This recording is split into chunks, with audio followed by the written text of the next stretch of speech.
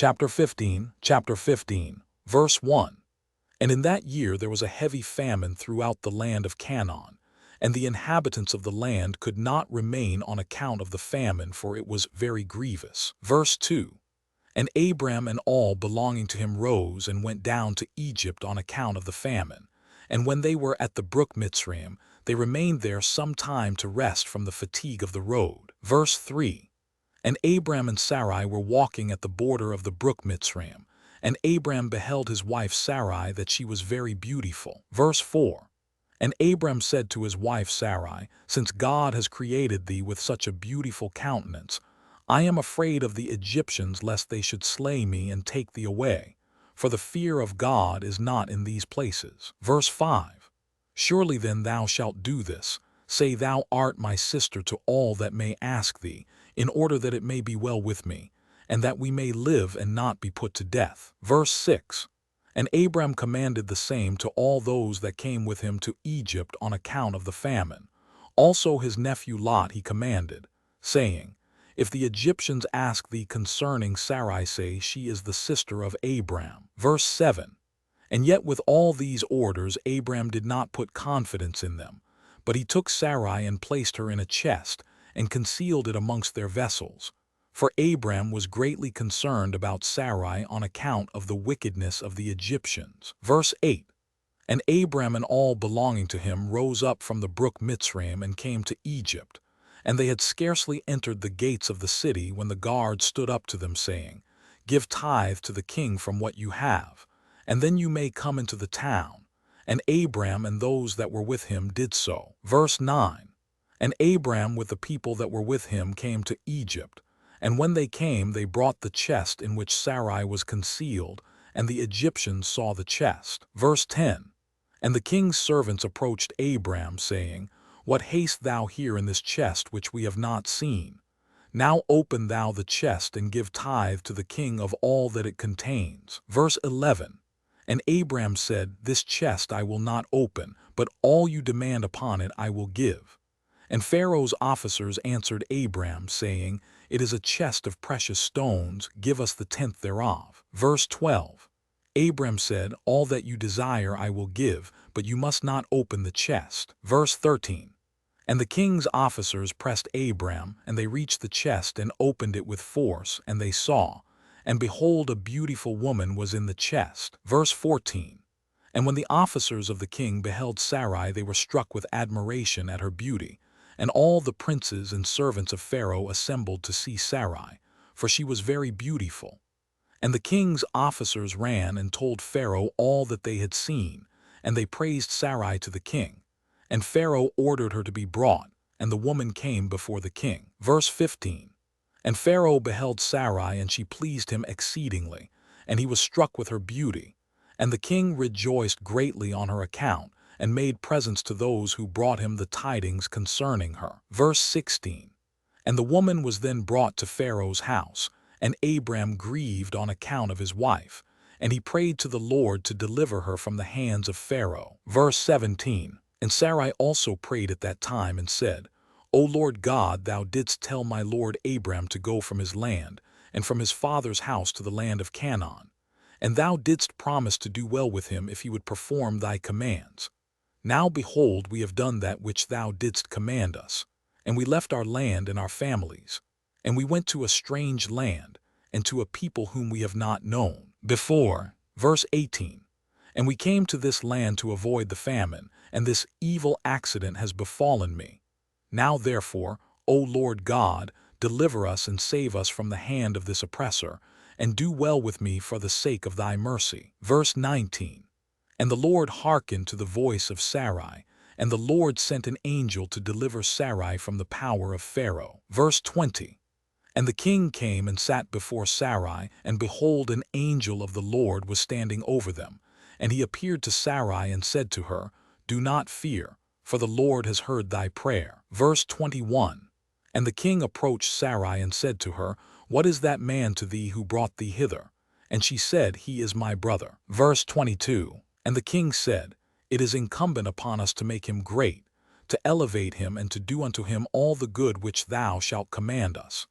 And at that time the king sent to Abram silver and gold and precious stones in abundance, together with cattle, men servants, and maidservants. And the king ordered Abram to be brought, and he sat in the court of the king's house, and the king greatly exalted Abram on that night. Verse 23.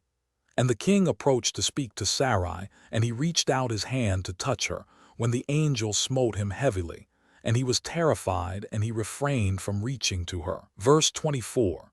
And when the king came near to Sarai, the angel smote him to the ground, and acted thus to him the whole night, and the king was terrified. Verse 25.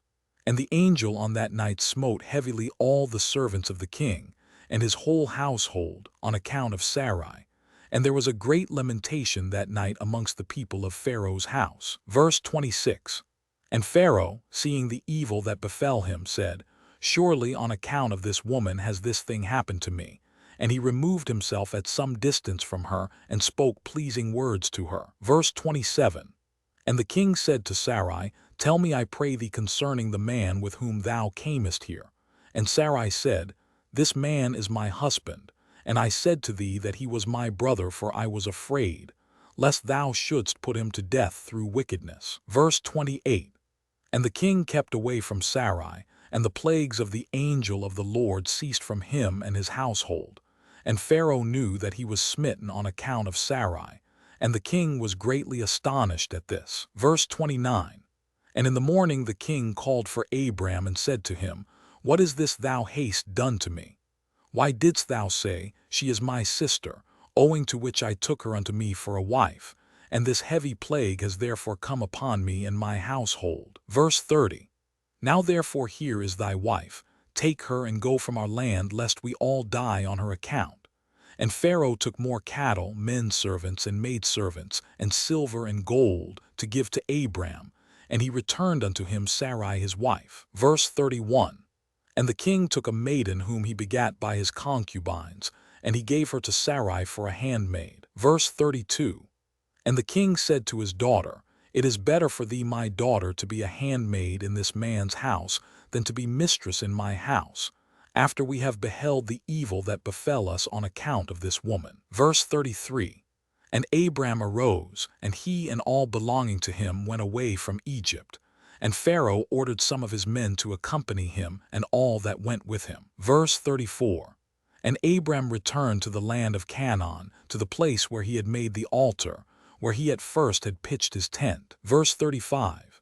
And Lot the son of Haran, Abram's brother, had a heavy stock of cattle, flocks, and herds, and tents, for the Lord was bountiful to them on account of Abram. Verse 36. And when Abram was dwelling in the land, the herdsmen of Lot quarreled with the herdsmen of Abram, for their property was too great for them to remain together in the land, and the land could not bear them on account of their cattle. Verse 37. And when Abram's herdsmen went to feed their flock, they would not go into the fields of the people of the land, but the cattle of Lot's herdsmen did otherwise, for they were suffered to feed in the fields of the people of the land. Verse 38. And the people of the land saw this occurrence daily, and they came to Abram and quarreled with him on account of Lot's herdsmen. Verse 39. And Abram said to Lot, What is this thou art doing to me, to make me despicable to the inhabitants of the land, that thou orderest thy herdsmen to feed thy cattle in the fields of other people? Dost thou not know that I am a stranger in this land amongst the children of Canaan, and why wilt thou do this unto me? Verse 40. And Abram quarreled daily with Lot on account of this, but Lot would not listen to Abram, and he continued to do the same, and the inhabitants of the land came and told Abram. Verse 41. And Abram said unto Lot, How long wilt thou be to me for a stumbling block with the inhabitants of the land? Now I beseech thee, let there be no more quarreling between us, for we are kinsmen. Verse 42. But I pray thee, separate from me, go and choose a place where thou mayest dwell with thy cattle and all belonging to thee, but keep thyself at a distance from me, thou and thy household. Verse 43. And be not afraid in going from me, for if anyone do an injury to thee, let me know, and I will avenge thy cause from him.